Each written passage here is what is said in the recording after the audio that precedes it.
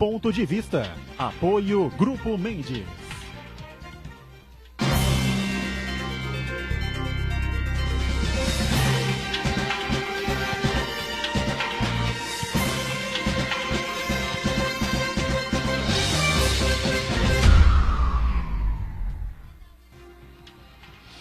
Olá, estamos começando aqui o nosso Ponto de Vista, você sempre acompanhando a gente, conferindo conosco neste horário da 1h30 da tarde, sempre aqui na Santa Cecília TV, né?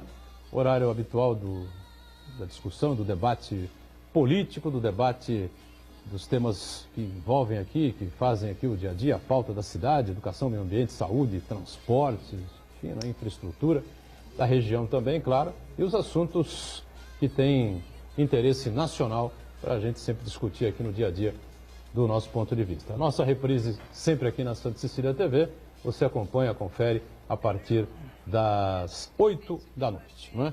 Copa do Mundo vai seguindo e os assuntos importantes vão acontecendo também, não é? Tanto na Câmara Federal quanto aqui nos nossos municípios, né? Situação difícil, muita gente diz que depois da Copa a coisa pega fogo e tal, não sei o quê. Eu não sei se vai pegar fogo, se não vai pegar fogo. Eu sei que não temos geração de emprego, pouca geração de emprego, 14 milhões de desempregados, uma situação extremamente preocupante, difícil, né? A geração de empregos aqui na região metropolitana continua de mal a pior, muita dificuldade aqui para os jovens, né? E pessoas que vão se formando nas nossas universidades, ou seja, terminando a Copa, evidentemente que a pauta central se voltará para as eleições. E aí, também está o seguinte, né? O que é que vai se definir, o que é que vai se resolver nas próximas eleições, né? Claro que a gente tem que ir à urna, tem que votar, mas esperar milagre não adianta muito, né? Advogada Patrícia Gores, doutora Patrícia participa conosco, colabora aqui com o Ponto de Vista nesta segunda-feira. Prazer revê-la, tudo bem, né, Patrícia? Olá, tudo bem, prazer, boa tarde a todos e a todas. E o professor Iberê Cirna, especialista em marketing político, está com a gente também em mais esta edição aqui. Tudo certo aí, Iberê? Tudo bem? Tudo bem, é um prazer estar na companhia de vocês aqui. E o Marcos Santana, atento aí às redes sociais, lá na ponta, né? Sempre com a gente, conferindo aí as informações e a sua participação conosco também. Tudo certo aí, Santana? Tudo certo, boa tarde a todos, boa tarde especial que nos acompanha ao vivo. Quero convidar você a participar do programa, mandando sua pergunta, crítica, sugestão, pelo Facebook, Ponto de Vista, com Edgar Buturão, ou por e-mail, contato@pontodevista.tv.br. O programa também pode ser acompanhado ao vivo, também na internet, santaportal.com.br/tv. As edições anteriores ficam disponíveis também na internet, no nosso canal no YouTube ou na nossa página no Facebook. E você que nos acompanha na reprise, às 20 horas, uma boa noite. Boa noite para você da reprise, sempre lembrando, né, programa ao vivo, 1h30 da tarde começa, termina às 2h30 até a reprise. Só Deus sabe o que vai acontecer nesta segunda-feira na nossa combalida República, né? O Jornal da Hora circulou durante o final de semana e ainda nesta segunda-feira aqui pela cidade, pela região metropolitana, tá aí a capa, a manchete, né? Cadê o camisa 10? O camisa 10 está lá, né? Não tem o articulador, né? Eu falei 1000 vezes aqui, né? O Toni Kroos é alemão, Iniesta é espanhol, Pogba é francês, Modric é croata, enfim, o Brasil desgraçadamente acabou abrindo mão desse tipo de jogador e aí sofre, né? Porque ninguém trabalha a bola, fica uma coisa meio enrolada. Essa foi a intenção aí, ô Santana? Exatamente. Depois do resultado do jogo de sexta-feira, que confirmou um pouco da filosofia como joga a seleção brasileira, percebemos que na era Tite, a figura do camisa 10, que foi imortalizada por vários craques, como Pelé, Zico, em outras seleções, o Maradona, vários outros... Que também não eram articuladores, vamos lá. Eram meia atacantes. Isso, né? Aquele meia de ofício, né? Aquele articulador que cria jogadas, que arma o time, o maestro que dá o ritmo ao time. Essa figura não está presente na seleção do Tite. Então, as consequências nós estamos vendo dentro de campo, a ponto do brasileiro estar fazendo conta se vai conseguir se classificar na quarta-feira, se vai chegar em primeiro, em segundo, e talvez se consiga realmente se classificar. Basta um empate, né? Empatar com a poderosa Sérvia, né? Um time limitado, time de força. Aí, mas se não Mas até empatar aí com a o Sérvia, Brasil também está limitado. empatar com a Sérvia, o que tem que fazer? Porra, beleza, pegar o avião, Voltar, vir embora, né? tá certo, vai todo mundo, cada um vai pro seu canto, e até logo, porque, a Sérvia é um time medianozinho, entendeu? Time de força, de jogar a bola para a área, disputar. Aí é o problema. Jogar a bola para a área, disputar ali com o Miranda, Mas o problema é que a agonia- me arrepia, viu? A agonia persiste depois nas oitavas, que os prováveis adversários são ou México não tem jeito, ou né? Alemanha, né? Então, Mas o Cair primeiro da precisa, frigideira primeiro precisa pra cá. pensar na Sérvia, né? Para não dar uma escorregar na casca de banana, depois cair de costas e quebrar as Bom, costelas de inteiras. escorregar e cair, o Neymar, ele é expert nisso, né? Agora, sabe uma reflexão que eu fiz? A gente tem históricos da camisa 10, né, que são sensacionais, que deixaram um legado para as crianças, né? Que deixaram uma resposta para a sociedade. O que o Neymar traz? Tem Né, a simpatia de da bom molecada. exemplo, mas de bom exemplo, porque eu como mãe eu fiquei bastante preocupada com o Neymar xingando o juiz. Numa leitura labial fácil a gente via Mas que é ele que xingou o agora juiz, ele xingou o jogador, Pelé ele jogou a fazia isso bola. também. O Zico, o Rivelino, Ah, Maradona. mas eu acho que é uma péssima Não, o influência. péssimo exemplo é causado por esse Big Brother internacional que a gente tem agora aí. O que tem a câmera de filmar o cara no momento do jogo? O cara tá com a adrenalina lá em cima, né?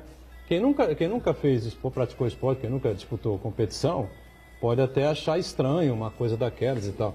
Mas quem está acostumado, quem praticou, quem jogou no amador ou qualquer coisa que seja, disputar qualquer coisa, Mas ele sabe é que mais tem- do que comum. Então, até ele chorou, inclusive, para a câmera.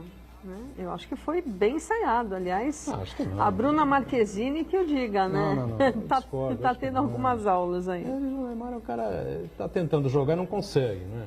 Fisicamente, defasado fisicamente muito, né? Isso atrapalha. Agora, um cara virar pro outro e mandar tomate cru e tal, não sei o quê, o outro responde, Essa eu não "Vai pra conhecia, do ponte que tomate te cru." partiu. Isso é a coisa mais normal, mais natural do Mas xingar mundo o no juiz futebol. é uma falta de Xingar respeito. o juiz, todo jogador xinga, Patrícia, entendeu? Isso aí tem Todo que deixar jogador pra xinga, galera Só que os fazer. caras xingam em alemão, outros xingam em japonês, outros xingam em árabe, tá certo? Neymar xingou em português e foi pego ali no flagrante. Eu acho o seguinte, esse Big Brother, né, vai acabar com a humanidade. Eu só acho que ele tem que certo. jogar mais bola do que reclamar. Nós Exatamente vivemos isso um que eu ia falar. politicamente correto, excessivo politicamente correto, só que é um jogo de futebol, uma partida de futebol, ou seja lá de que esporte for, você tem um momento de adrenalina no pico. Já que os jogos de tênis, os elegantes tenistas pelo Sim, mundo afora, quando eles quebram uma raquete, que cena grotesca, é uma coisa ridícula, tá certo? Ridícula. Agora você tem, por exemplo, o Novak Djokovic, o Roger Federer e o Nadal conseguiram atingir um nível de concentração e de equilíbrio que eles não fazem mais esse tipo de coisa, tá certo? Mas o Djokovic talvez seja o terceiro jogador do planeta, não é? Hoje, não é? Porque ele teve que operar o cotovelo 2 vezes e tal, então ficou defasado um pouco em relação ao... O Djokovic, há um mês atrás, ele quebrou uma raquete. Pô, entendeu? Isso é exemplo para alguém? Não, é um mau lógico que exemplo não. também, entendeu? É uma coisa difícil, mas o cara perde um pouco. É um jogador multimilionário. Multimilionário. Djokovic é um homem de 200 milhões de euros aproximadamente. Né? Quer dizer, não precisa mais. Não adianta, a adrenalina sobe, extrapola, sabe quando estoura a cabeça do cara e arrebenta a raquete no chão. E aí segue a vida. É assim. Olha, Edgar, eu acho assim, a minha preocupação é que com essa facilidade das mídias sociais, o que nós arrumamos de comentaristas técnicos e por aí afora, quando você fica zapeando os canais ali, miseravelmente, 8 canais de comentaristas. O que se comenta é uma loucura. Agora, possivelmente estar dentro do campo, e aí eu concordo com o Edgar, para quem já disputou, sabe o que é estar dentro do campo. Opa. Outra coisa é você estar fora, sentado na sua cadeira, cobrando de quem está lá dentro, com como diz ele, com a adrenalina lá em cima, né, pedindo calma. Então é uma coisa muito complicada. Eu fico entendendo que o futebol hoje, ele se igualou no mundo. Nós temos estrelas em todas as seleções que jogam mundialmente, em qualquer lugar. É uma padronização. Então a padronização. Padronização. Né, Neymar quebra essa padronização. Isso Não, incomoda muito, não é, aquele perfil horizontal assim europeu. Então você tem lá, quem quebra? É Cristiano Ronaldo, é Messi. Cristiano Ronaldo não quebra, ele é entendeu? padronizado. Aí o que você tem? Entender que um garoto como o Neymar, que sonhou que a Copa seria grande, dentro dos objetivos dele, seria a grande vitrine para que ele conseguisse o objetivo de ser o melhor do mundo, fosse reconhecido, ele teve uma lesão, ficou 3 meses parado. Né? Ele volta sem as condições, disputando já a Copa. Quer dizer, então eu, lamentavelmente, não concordo que o choro foi programado, viu, Patrícia? Eu acho que, para quem praticou esporte, sabe o que é ver final de um jogo, você conseguir ter marcado um gol. Então, o choro para mim não foi planejado. Mesmo porque... Eu espero pagar a língua. Porque eu quero mais que ele, eu vi meu filho, que o Brasil ganhe, né? Que ele jogue bem. Eu vi meu filho com lágrimas nos olhos no dia que o Inter, na Ponta da Praia, foi praticamente eliminado no estadual pelo Corinthians, né? Ele jogou o jogo lá, perderam, então não sei o quê, ele sofreu uma lesão de torção no tornozelo, né? Campeonato estadual. Aí ele gritava com a molecada, e ele com o pé, com aquela bota, né? Não podia entrar, eu e o mais velho que levamos, então não sei o que, nós ficamos assistindo. E você tem que entender. E o pai aqui, em outras oportunidades, e o irmão mais velho, Fernando, fomos expulsos de ginásios, né? Por tentar agredir árbitros. Me penitencio por isso. Mas, entende, o esporte é um negócio complicado. Não é esporte é uma coisa benéfica, né? Atividade física, enfim. Mas a competição mexe com você. Com certeza. Mexe com você, tira você do sério. Agora, São caras tranquilos, sossegados. Tentei invadir a quadra umas 15 vezes. Fui contido e tal, não invadi. O meu filho mais velho foi expulso 4, 5 vezes na época dos jogos do irmão. Entendeu? Então a adrenalina é um negócio que você sobe, você perde o controle mesmo. O que chama atenção quando a gente fala do Neymar é que as pessoas, na maior parte das vezes, dá mais a importância ao cabelo como ele cortou, como ele pintou, se chorou, se o choro não foi provocado. Em vez do desempenho técnico dele. Se ele está segurando demais a bola, se ele está seguindo a orientação tática do Tite. Errou 18 passes. Se ele está cavando demais a falta, cavar a falta, todos os jogadores cavavam falta. Mas se ele está renunciando a dar continuidade à jogada, em vez de tentar fazer o gol e cavar a falta, fazer aí aquela cena toda, então estamos deixando de questionar o atleta no que é fundamental no desempenho do atleta. Né? Aí assim, o desempenho do atleta num jogo coletivo depende de um time. Nós não podemos comparar aqui, quando você fala Maradona, vai olhar também como é que era formado o meio de campo da época do Maradona. Quando você fala Pelé, vai ver como é que eram, quem seria Pelé se não existisse Coutinho. Peraí. Aí você diz assim, agora vamos jogar a responsabilidade toda do time do Brasil em cima das costas do menino. Quer dizer, de alguma forma... Ele não é mais menino, ele é um homem de 26 anos agora. Eu te amo, desculpa, acho que é por causa Ele tem o espírito molecão, o espírito do molecão, do garotão. Tudo bem, normal. Mas ele é um homem. De qualquer jeito, está se cobrando dele como se fosse ele o responsável pela equipe do Brasil. Eu só queria lembrar uma coisa. E aí você diz assim, como diz o grande ídolo do Edgar aqui, o Paulinho, o grande ídolo dele, que é meio de campo. Quer dizer, agora como é que você fica lá, para quem praticou ou jogou bola, sabe qual é a diferença de você não ter ninguém na retaguarda, só ter cabeça de bagre ali para tentar alimentar uma equipe vencedora. Eu tenho um lance aqui que eu queria relembrar aqui, já que a Patrícia falou do mau exemplo. O Pelé, né, que nem no Brasil também não se reconhece tanto a figura do Pelé, né? A figura do Pelé é mágica mundo afora, com exceção de boa parte dos brasileiros e dos argentinos que também não gostam dele, né? Contra do Maradona. Mas o Pelé tem um lance histórico, um jogo violento, difícil, na semifinal da Copa do Mundo em 1970. Né? O Uruguai fez 1-0 Clodoaldo empatou no Passo do Tostão, no segundo tempo o Brasil virou o jogo, enfim, estava ganhando o jogo, a bola esticada para o Pelé, pelo lado esquerdo do campo assim, paralela à linha lateral. O Pelé corre agarrado com o jogador do Uruguai. O cara puxando ele puxando o cara, puxando ele puxando o cara. Quando ele se desvencilha do cara, ele automaticamente solta o cotovelo no rosto do Uruguai. Propositalmente. Solta o cotovelo no rosto do Uruguai. Quando o Uruguai vai caindo, ele se agarra com o Uruguai. Automaticamente rola os dois no chão. Né? O juiz dá falta do Uruguai.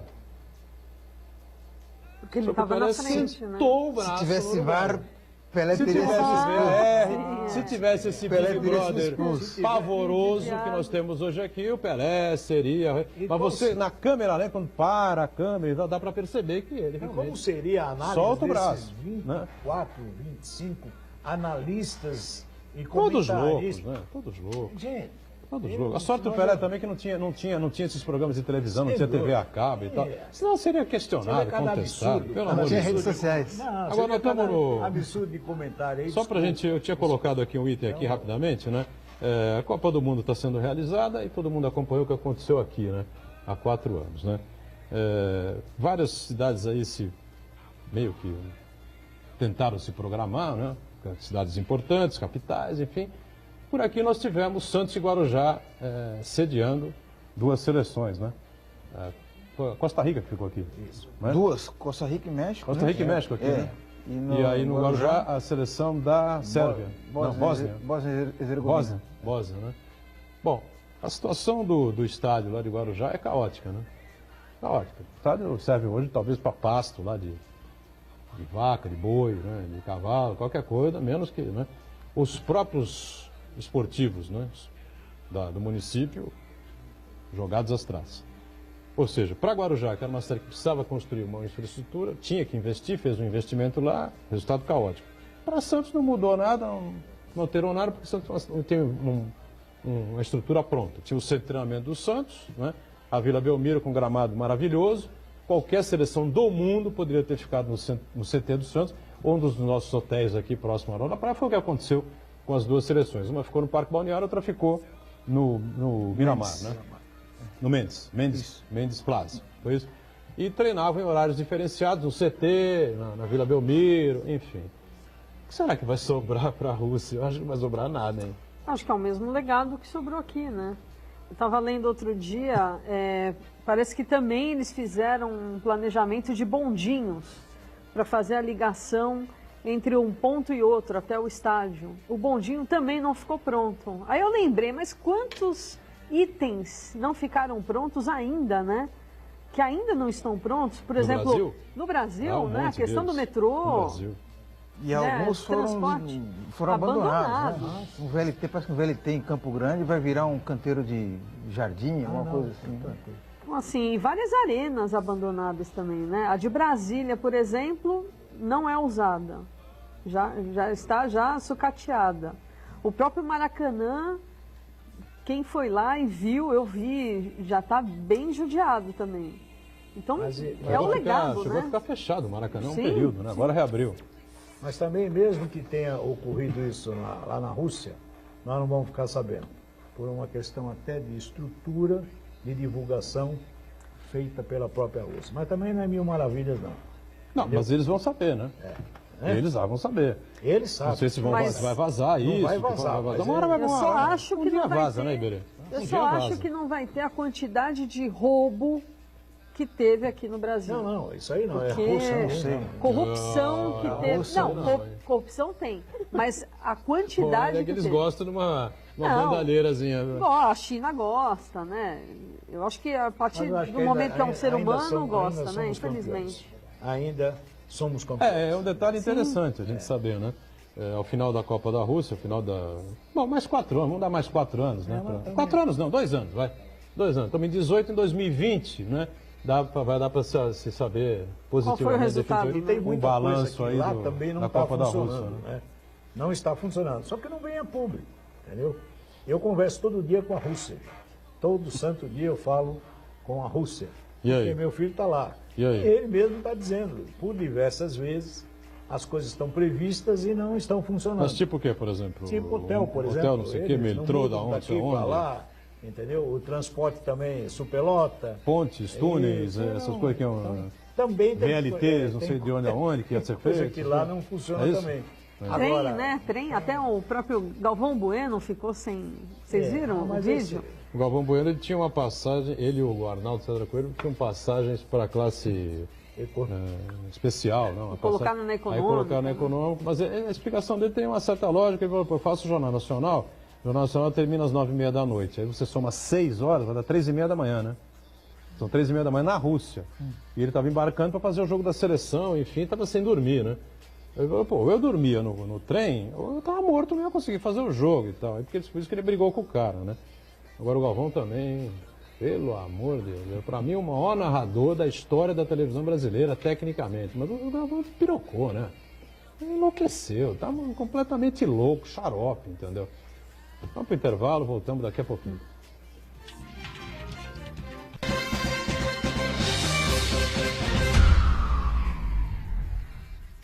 Existe um lugar em Santos onde você encontra os empreendimentos mais fascinantes da região. Um lugar amplo, aconchegante, feito para oferecer o melhor atendimento para você. Um lugar que reúne as melhores opções residenciais e comerciais nos bairros mais nobres de Santos. Um lugar que a gente nem precisava dizer, porque você já sabe. Central de Vendas Grupo Mendes, Rua Guaiaó 55, Aparecida. Venha fechar um bom negócio para abrir as portas do seu novo lugar. Santa Cecília TV no canal 52.1 HD. Se você ainda está com dificuldade de sintonizar a Santa Cecília TV em alta definição pelo sinal digital, você precisa escanear os canais da sua TV através da autoprogramação no seu controle remoto. É bem simples e você sintoniza os nossos programas com qualidade digital de imagem e som sem pagar nada por isso. Santa Cecília TV 52.1. Escaneie e sintonize a maior programação regional da sua TV em alta definição. Poliesportivo Unisanta, cuidando do seu corpo e da sua mente. Natação a partir de 2 anos e meio, capoeira a partir de 3 anos, voleibol, hidroginástica, musculação, basquete, futsal, karatê, judô, handebol e tênis de mesa. Equipamentos modernos, piscina olímpica aquecida e professores especializados. Mensalidades a partir de R$ 48,00. Poliesportivo Unisanta. Informações 3202-7126.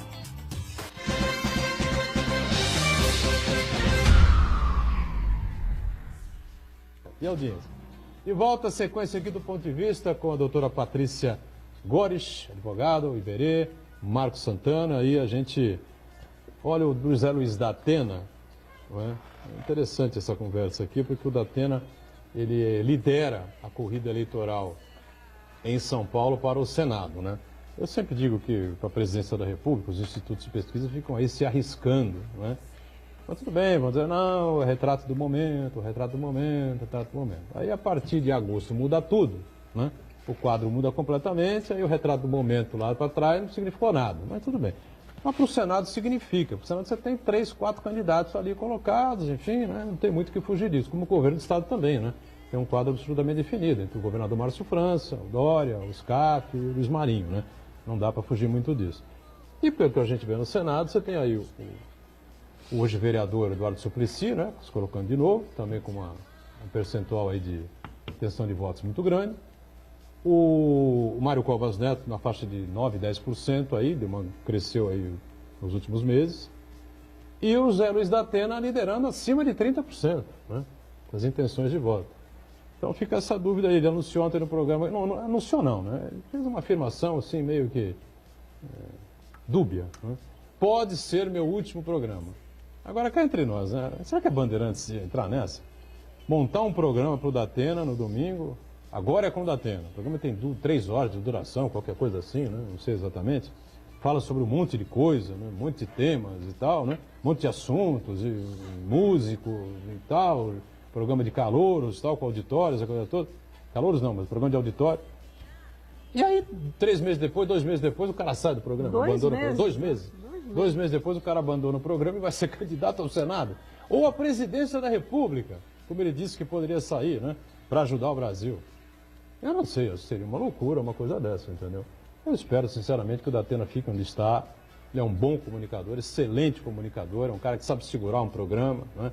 Tanto de TV como de de rádio exagera muitas vezes, tal, naquela coisa policialesca lá que ele se acostumou a fazer, mas, sinceramente, não gostaria que o Datena fosse candidato a nada. Né? Eu acho que não merecemos isso, mais isso, né?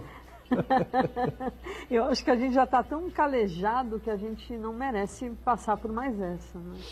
Iberê, o cara está mais que consagrado e consolidado, né, na televisão, enfim, né? Pô, vai entrar numa dessa, vai, o Hulkinho agora, o novo Hulk, saiu um Hulk, agora vem o Datena. Na verdade é assim, nesse Brasil varonil, tudo é possível. Né? Esse negócio de 2 meses de televisão, se sai, se não sai, até que seria uma grande jogada de marketing, e colocaria uma vírgula. Né? Agora é com Datena, vírgula, na urna. Eu não sei o que é que vão fazer. Mas tudo isso é muito prematuro. Eu acho que se nós analisarmos hoje, para qualquer... Não, a semana é decisiva. Qualquer candidatura, qualquer candidatura, quer dizer, lógico, aqueles que têm prazos regimentais para se desincompatibilizarem, vão ter que dizer se vão ou deixam de ir. Mas o quadro político, seja para senador, deputado, governador, presidente, é indefinido totalmente. Eu duvido que alguém tenha um viés, seja lá de direita, de esquerda, de meio, não importa. Nós estamos ainda no balcão, está todo mundo do lado do balcão tentando vender seus horários eleitorais, suas negociatas para depois da eleição, entendeu? Seus cargos. Então nós estamos ainda do lado de cá do balcão. Eu ainda gostaria de esperar um pouco mais. Então tudo aparece, como era o Luciano Huck, daqui a pouco, agora vai ser o Datena, daí um pouco já foi lá o Tiririca, já foi não sei quem. E no Brasil tudo é possível. Do jeito que nós estamos na política, eu acho que ele não acrescenta nem deixa de acrescentar. Fica difícil para nós dizermos aqui, olha, ele é um bom comunicador. Perto do que nós temos hoje como mostra dos políticos nacionais, acho que não é demérito nenhum, não vai piorar, nem vai melhorar a situação política do Brasil. Ô, professor, mas essa possibilidade da candidatura do Datena é um reflexo do nosso momento, né? Primeiro que a disposição dele de achar que tem uma possibilidade de lançar uma candidatura, porque ele percebe que tem um abismo aí, tem um vácuo de vontade popular em nome de uma coisa nova, e também as pesquisas indicam isso daí, né? E a gente tem que respeitar os números. Exatamente. Tantas pessoas... Afinal de contas, são 30% de uma pessoa que nem é pré-candidata. Tantas pessoas manifestando disposição de votar num nome que é completamente fora da política, demonstra o descrédito completo, o que está aí, né? Todos os demais candidatos ao Senado são políticos experientes, já foram de vários mandatos, o Suplicy já foi senador, o Major Olímpico também se pleiteia essa vaga, também é parlamentar há muito tempo. Então, isso aí reflete o descrédito da população com a classe política. Agora, não tem nada a ver com a Bandeirantes, né? Estreiei na televisão com um programa na Band regional aqui, enfim, há muitos anos. Até gosto da Bandeirantes, enfim, mas uma meio bagunça lá, desorganizado ou até organizado, sei lá o que eles fazem. O pessoal diz que a Band é o SBT que não deu certo, não é? Ou vice-versa, né? O SBT é a Band que deu certo. Eu não sei, o pessoal pode interpretar, mas em termos jornalísticos, eu acho que a Band é uma excelente emissora. Agora, é uma coisa muito perigosa o que está acontecendo, porque essa situação do Datena, de alguma forma, alavanca um pouco da audiência dele, enfim, na TV e tal. A Rádio Bandeirantes tem um canhão, ele faz o programa às 10 da manhã, enfim. Agora não, por causa das transmissões de jogos da Copa do Mundo, ele, depois da Copa, se ele não for candidato, vai voltar, enfim, né? E aí não vai ter mais essa coisa, sou, não sou, vou, não vou e tal, não sei o quê. Só que se ele não for candidato, né, essa alavanca acabou, tá certo? Então a Band vai ter que se virar mesmo com o que tem. É uma coisa perigosa isso aí, porque dá uma alavancada, dá. No último mês, aí, mês e meio, enfim, essa coisa de falar, é candidato, não é candidato, isso, aquilo e tal, não sei o quê, dá uma puxadinha para cima. Se aí não for candidato, isso aqui não é mais candidato, tá, o Datena não é mais candidato, tá, então... Agora, eu jogo aqui as minhas fichas em que, para o governo do Estado, nós teremos, a partir do 1º de janeiro, o novo governador será Márcio França, ou João Dória. ou o Scaff, ou o Luiz Marinho. Olha, eu aposto com você. Olha, eu aposto nisso também, viu? Você está dizendo que é tudo, eu estou dizendo para você que não é tudo tão nebuloso assim. Tudo que eu quero dizer, tudo nebuloso. São 4. Tão nebuloso. A nebulosidade o está quadro é mais claro, tá certo? Então, aí se você pegar 24 candidatos à presidência... Não, nebuloso. só 4. O quê? Aqui em São Paulo tem os No 4 estado, aqui. né? Governador, Estado. para a presidência... Não, tem mais candidatos, mas Sim, então, mas tudo é nebuloso. números ínfimos que não dá para você Como é considerar. que eu vou tirar isso aí? Ainda todos aqueles nanicos pequenos que têm partidos na mão, eu vou voltar a dizer, estão do lado de cá do balcão, tentando negociar seus espaços, seus apoios, suas futuras secretarias, seus futuros ministérios e assim por diante. Então nós estamos nessa fase ainda. Agora, é óbvio que existe os candidatos que se destacam mais. Nós estamos falando aqui no governo do Estado, nós estamos ficando nesses 4, até com tendências para 2 que estão brigando, né? 2 que estão brigando. Eu arrisco aqui, não tem problema nenhum. Eu arrisco aqui o segundo turno, Márcio França contra João Dória. Eu arrisco aqui, entendeu? Acho que será que o Dória só quer presidente da República? O Dória quer ser presidente da República, entendeu? Também não sabe, sei, né? os pneus dele podem até arriar um pouco, né, no meio dessa trajetória aí. Já pensou ser governador? Acho que já arriou. A pessoa fica 4 anos lá no Palácio dos Bandeirantes. O fato dele Ficou ter... 15 meses na prefeitura de São Paulo, não aguentou. Eu conheço muito muito eleitor do Dória que acabou deixando de votar nele por conta disso. Porque não vai votar. Né? Não vai votar. Acabou deixando de votar. O cara fez uma proposta à população de São Paulo. Prometeu, né, que não sairia. Uma projeção de 4 anos para fazer a maior gestão da história de São Paulo. O né? Serra foi até pior. O Serra, na época, deixou isso constando em cartório, né? E, no entanto, ele fez a mesma coisa. Então, o brasileiro não é mais aquele de antes, né? Ele é, hoje, aquela pessoa muito crítica e que gosta de política. Né? Nós estamos falando de uma região, né? Estamos falando de uma região. É bom que se diga. Nós estamos pensando aqui, doutor, numa região mais politizada, com um nível cultural um pouco, com uma capacidade de informação mais afirmada, é óbvio. Eu estou falando do governo do Estado de São Paulo, né?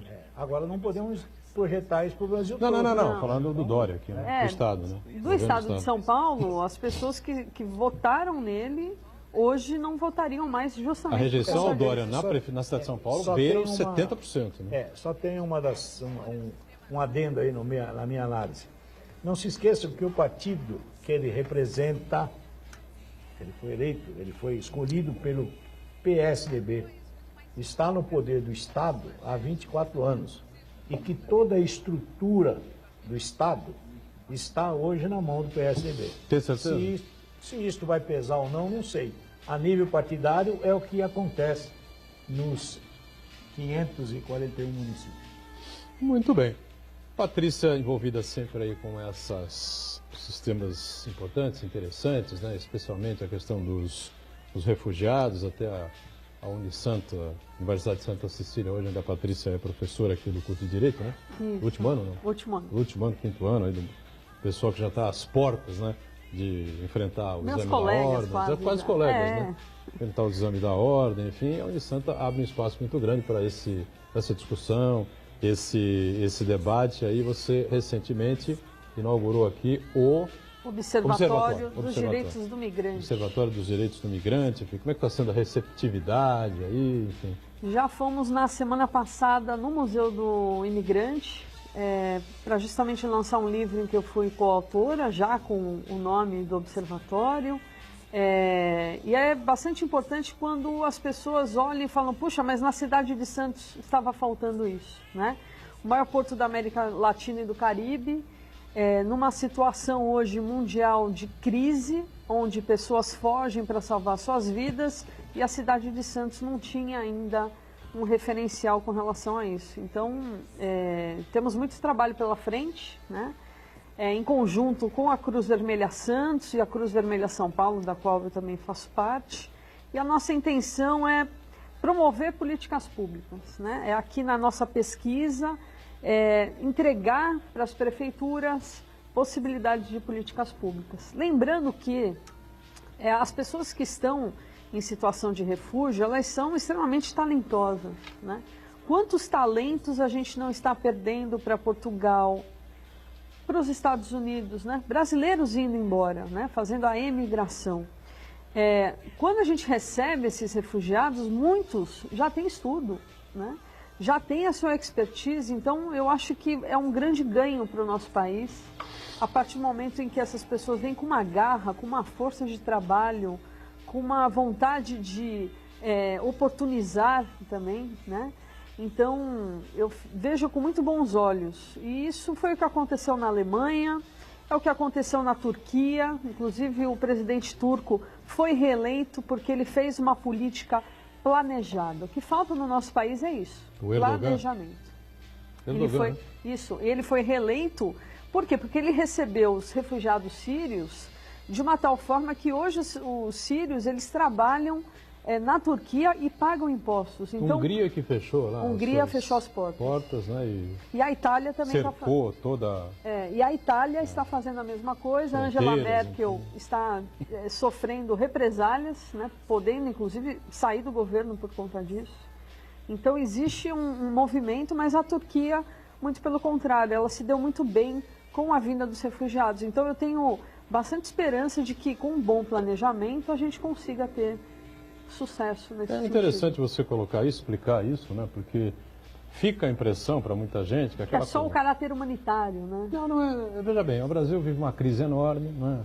15 milhões, 14 milhões de desempregados, mais 5 milhões de pessoas que estão aí no bico e tal, não sei o quê, quebrando um galho aqui, um galho ali e tal, e outros tantos que já desistiram até de procurar emprego e tal, não sei o quê. Vai quase 30 milhões de pessoas aí numa situação bastante complicada, bastante difícil, a economia que não reage, né? De forma alguma, enfim, né? E aí, ao invés de ficar se preocupando com o que está acontecendo aqui, ainda recebendo gente de fora e tal, quer dizer, mais gente aqui vindo para cá e tal, não sei o quê, não é bem por aí, né? É importante a Patrícia dar essa colocação, porque a pessoa não vem aqui para tomar o lugar de ninguém, para tirar o lugar de ninguém. Não, muito pelo contrário, é sim para oportunizar. Como eu sempre falo de um caso de um sírio que ele está no país há 3 anos e ele emprega 30 brasileiros, né? Então, essas pessoas, elas têm essa vontade de mudar. E os números dizem isso, né? Países que receberam refugiados tiveram um aumento considerável no PIB, né? Que é o nosso PIBinho, né? Na Alemanha teve aumento, na Grécia teve aumento e na Turquia também. A Grécia é uma situação terrível, né? Sim, e ela teve justamente um aumento no PIB por conta da vinda de refugiados, movimentação na economia, porque eles trazem dinheiro. E se eles trazem dinheiro, eles compram coisas e isso aquece o mercado local. Lógico que a gente fica concordando com esse raciocínio da doutora, só que tem uma diferença de todos esses países, né, que acabaram sendo citados aqui. Não tem os políticos que nós temos, não tem o Congresso do Calma Lá, ninguém aproveita absolutamente nada. E então é uma pena que os políticos brasileiros, quer dizer, que a classe política, as instituições brasileiras não deem muita atenção para isso. Então fica aquela coisa assim, do refugiado, daquele que toma o meu espaço, come a minha comida, porque o governo também não vai assimilar isso. Entendeu? Então o comparativo que se faz com a Alemanha, com outros países, eu também quero comparar a classe política de ambos, para ver como é que eles tocam nos seus países, como é que eles têm a sensibilidade para entender as leis do país ou as políticas sociais. A América eu acho que enfrenta dificuldades maiores agora, porque recebeu mais de 2 milhões de refugiados, 2 milhões. Enfim, né? A Turquia, 4 milhões. 4 milhões. 4 milhões a Turquia. Mas eu queria falar só uma coisa, professor Iberê. Semana passada, no dia do refugiado, o que foi dia 20, o presidente Temer foi até Roraima. Foi, exatamente. Fazer justamente um outro planejamento. Então, é a segunda vez que ele vai ser... Olha, quem diria eu elogiando o Temer. Eu né? também dou a mão palmatória. Acho que foi Mas, uma assim, atitude ele foi já 2 vezes. Muito séria e muito correta do Temer, sem dúvida. E propôs decreto, medida provisória, para justamente tentar organizar isso de uma melhor forma. Tendo como Estado de São Paulo seu grande parceiro. O Estado de São Paulo está recebendo refugiados e está fazendo a interiorização dessas pessoas. Né? Então, Só é uma pena ter sido pelo Temer, né? Entendeu? É uma pena porque não tem repercussão. Então, e nós tudo estamos que ele faz nós estamos num momento politizado de todas as ações do governo. Então foi o Temer, que ele virou político, ele está querendo eleger a tia dele e coisa, e ninguém acaba entendendo. Falta seriedade nisso. Não dele que foi lá, pode até que tenha ido com a melhor das intenções. Mas a decodificação desse processo politiza-se tudo e acaba não levando adiante nada. Esse é o problema. Diga, ô Santana. Registrar a participação do Marcos César Brito, que estava falando sobre o Dória. Ele disse que depois que o Dória não cumpriu o que falou, a Baixada Santista tem que votar no Márcio França, porque ele deu a cara para bater na greve dos caminhoneiros, que foi o único político que apareceu para conversar com os caminhoneiros. eu acho que foi o grande lance, né, do Márcio França. Ele foi o grande muito risco feliz, também, né?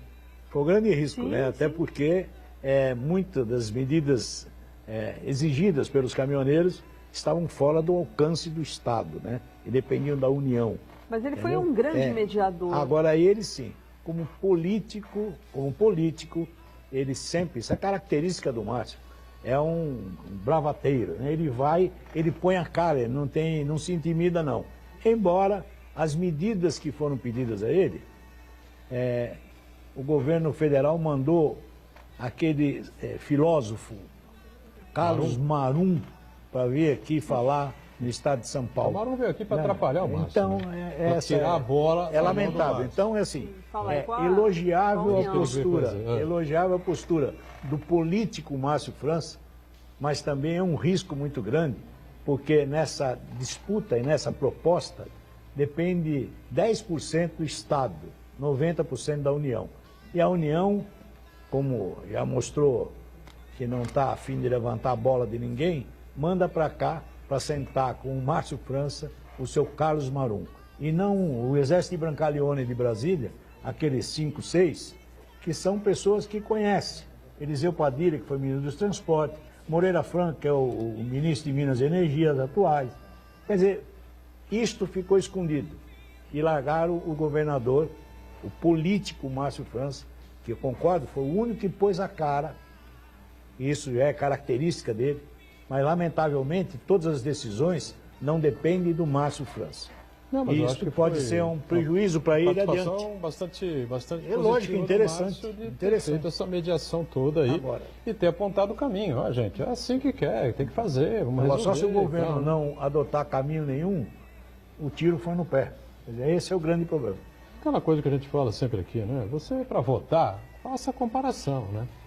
O Márcio foi tido aí como o maior prefeito da história da cidade de São Vicente. Aí vai, pô, mas São Vicente, vai administrar São Vicente. Acompanhe as participações do prefeito aqui com a gente, né? A luta insana, né? Uma cidade de quase 400 mil, 350 mil habitantes e o orçamento mais tímido, né? O menor orçamento da região metropolitana, dos menores do estado, né? Como é que faz isso? Na época do Márcio era assim também, né? E o Márcio deu uma girada aí de 180 graus em São Vicente, levantou a autoestima dos munícipes, foi reeleito com 94% dos votos válidos, a maior votação do país, né, naquela reeleição de 2000. E o Dória disse que ia fazer, prometeu uma cidade Só diferente, que eu acho que o grande, mundo, né, extraordinário. O grande erro do Márcio França foi na saída dele ele ter indicado aquele sucessor que Tércio? foi... Nossa, que foi péssimo para a cidade, né? Foi. E aí foi uma sequência de Agora, doutora, pode sucessores ser, péssimos. pode ser que a né? gente discuta numa outra oportunidade, mas foi necessário. Não, mas o Tércio era um homem de confiança do Márcio. Lógico. Né? Era o homem do organograma do Márcio, né? De organizar as planilhas do município, as contas da prefeitura, enfim. E um prefeito honesto, entendeu? Sem dúvida. Agora, o Tércio, infelizmente, ele não tinha capacidade política, né? Do Márcio, de convencimento, que tinha, mas não era um líder, né? Foi um gestor. Político da cidade. Ele era um administrador. E aí, uma cidade difícil como aquela, né? Mas eu acho que tem que fazer sempre esse comparativo aí, né? O Dória propôs o quê para São Paulo? Uma cidade nova, mudanças importantes e tal. A cidade vai ser um brinco, acelera. Acelera, ele faz 5 Durou dedos 6 e tal, meses, né? Essa empolgação, e acabou, né? E Acabou com 15 fôlego. meses ele largou a prefeitura. E agora o Bruno Covas está tentando botar aí o carro no trilho, né? Intervalo mais, voltamos já já.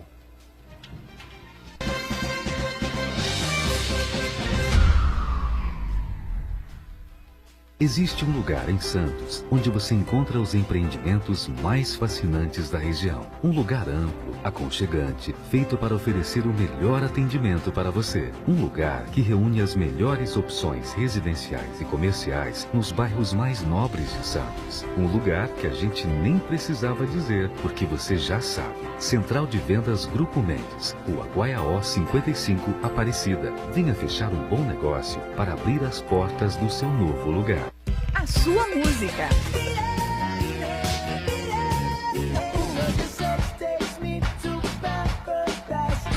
A sua notícia.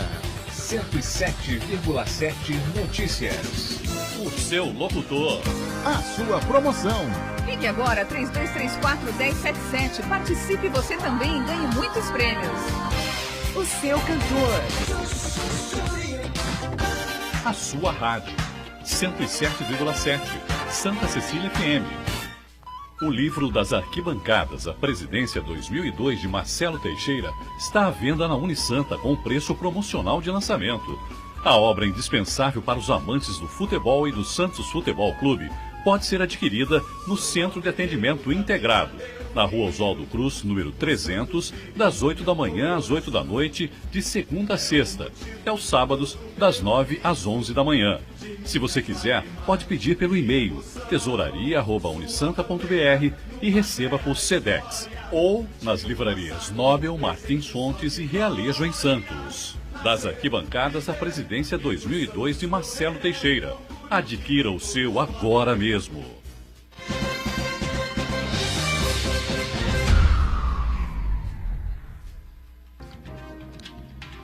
Muito bem, sequência aqui do ponto de vista desta segunda-feira, e nós teríamos amanhã, não é, na segunda turma do STF, o julgamento de mais um recurso da defesa do ex-presidente Lula, mas o ministro Fachin, que é o relator, tirou na pauta, né, Patrícia? Você viu isso aí, não? Sim, vi, fiquei bastante contente. Até porque o TRF4... Não, porque pessoa presa é pessoa presa, né? O recurso especial, ele foi acolhido. Então, indicaram, por exemplo, no recurso especial, normas federais que tinham sido atacadas.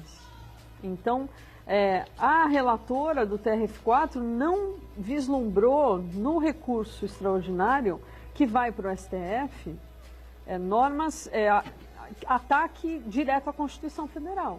Então, a partir do momento que ela não acolheu o recurso extraordinário, sequer subiu para o STF. Então, não fazia sentido ter amanhã, terça-feira, um julgamento de algo que não foi nem recepcionado.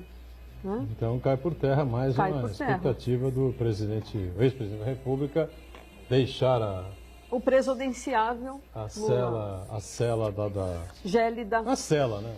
Não, o quarto, né? A suíte. A suíte presidencial da Polícia Federal, né? Lá em Curitiba, né? Agora, vamos aguardar aí se o Lula realmente segue. Deve seguir com essa tese aí, né? Com essa coisa do Lula candidato, enfim, né? Até já é um desgaste, 90 né? minutos, né? Porque eles ficam afirmando e reafirmando que não há provas, que está sofrendo um julgamento político. Mas, puxa, é só pensar mais um pouquinho, né? Foi julgado pelo Moro, subiu para o TRF4, tivemos aí 3 desembargadores, né?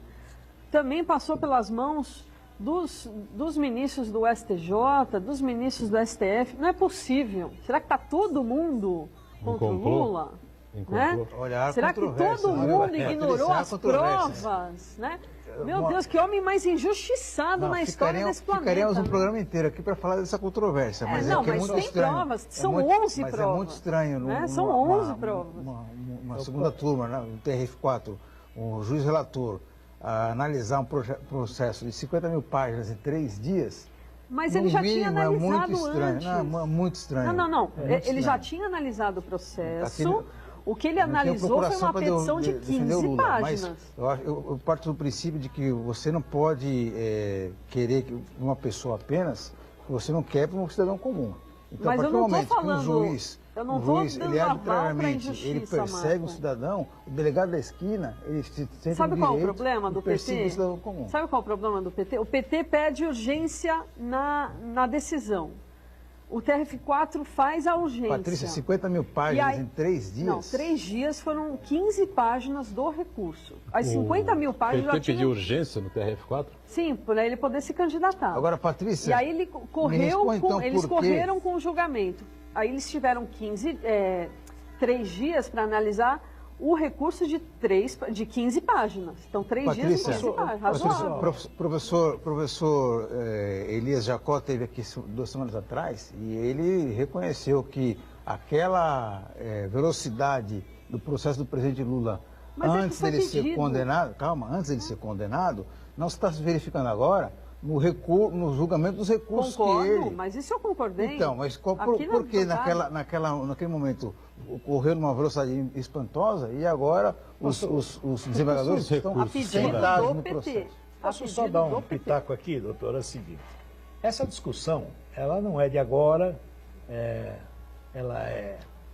já está agraçando no país há muito tempo, mas nem a doutora, nem o Marco pode ficar discutindo esse tipo de coisa. Sabe por quê? Porque nós temos que dormir com o olho só. O outro olho tem que ficar aberto. Porque, de repente, a Corte Suprema nossa pode ler a Constituição de trás para frente, de frente para trás e achar que é assim que tem que ser. Então, nesse país, nessas análises, tudo é possível. Não desmereço aqui a análise da doutora Patrícia, em absoluto, respeito. Mas só que a lógica que ela está mostrando não é a lógica que o Marcos, ou pelo menos quem defende a ilogicidade do processo. Só que existe uma Corte Suprema que vai ter que decidir lá adiante. Então, o que eu posso dizer para você é o seguinte, nem lá e nem cá... Vai decidir o quê agora? Hã? O que a não Corte sei. Suprema vai decidir o quê? Já está Eu não decidido. sei. Eu sei. Não, decide em primeira instância, segunda instância, terceira instância, o que mais? Só tem a história É o lá julgamento pra do ser. transitado em julgado, que já foi discutida.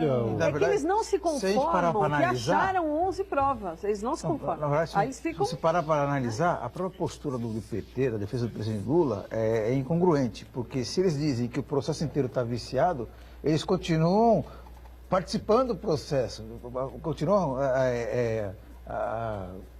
apresentando recursos, né, recorrendo, assim por diante. Se eles achassem, sustentassem essa tese de que o sistema está viciado, eles teriam que Se não tivesse abandonado o prova, processo e se não simplesmente. tivesse né? provas, Agora, por Marco? outro lado, Ainda também tem- eu acho o seguinte... O relator não ficaria 4 horas lendo a quantidade.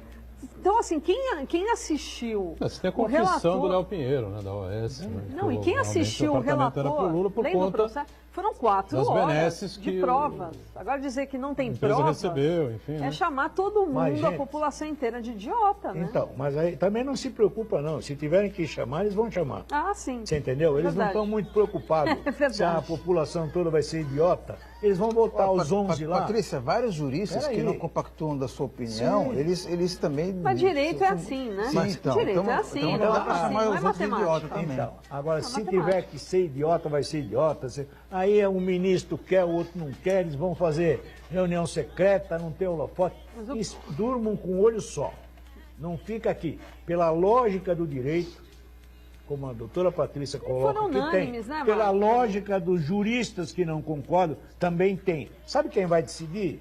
Aqueles o que quê? estão decidindo para eles. Não vai decidir mais nada. Entendeu? Não Então, tem tá que bom. decidir mais nada. Aí Se que você tá. diz assim, não Todos tem que decidir mais unânimes, nada, hein? então É isso que é importante para. dizer. Por que Todos vai decidir? unânimes. De novo. Eles estão com recurso andando. Essa aí, ser recurso de quê? inelegível, eles vão continuar com ele na urna. Eles vão continuar com ele na urna. Eles vão recorrer. Uma comédia. É que nem Se a gente comédia não é discutir, comédia, sabe quem discutir são? agora a tabela Os da palhaços Copa somos com a nós, Itália. os 11 lá que discutir. decidem. Boa. A Patrícia Vamos colocou bem. discutir a- Vamos discutir a primeira fase, voltar à primeira fase, porque a gente acha que a Itália tem que participar da Copa Eu do também Mundo, acho. uma injustiça. e Aliás, tal. são os jogadores talentosos, né? Eu acho o seguinte, Historicamente, sempre Com na relação Copa. à prisão do Lula, a gente já discutiu aqui um Como é que é? Itália, Copa sem Itália não é Copa. Não é Copa. Copa sem Itália não é Copa. Boa.